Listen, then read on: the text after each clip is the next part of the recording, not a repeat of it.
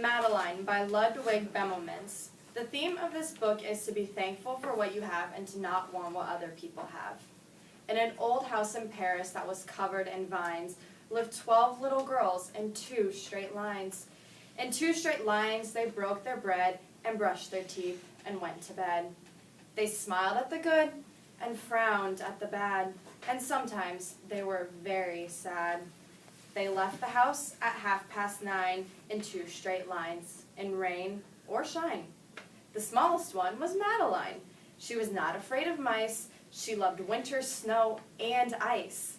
To the tiger at the zoo, she just said, "Pooh-pooh." And nobody knew so well how to frighten Miss Clavel. In the middle of one night, Miss Clavel turned on her light and said, "Something is not right."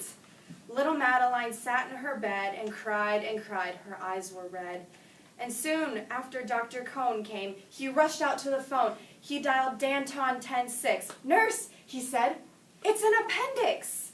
Everybody had to cry. Not a single eye was dry. Madeline was in his arms in a blanket, safe and warm.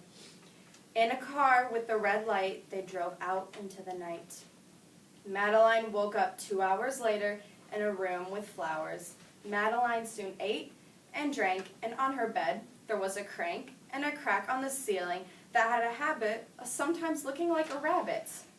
Outside were birds, trees, and sky, and so 10 days quickly passed by. One nice morning, Miss Clavel said, "Isn't this a fine day to visit Madeline?" "Visitors from 2 to 4, read the sign outside her door. Tiptoeing with a solemn face, with some flowers and a vase. They walked in and said, "Ah," when they saw the toys and candies and dollhouse from Papa.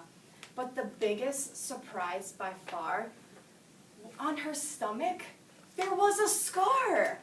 "Goodbye," they said, "we'll come again." The little girls left in the rain, and they went home and broke their bread and brushed their teeth and went to bed. In the middle of the night, Miss Clavel turned on her light and said, "Something is not right."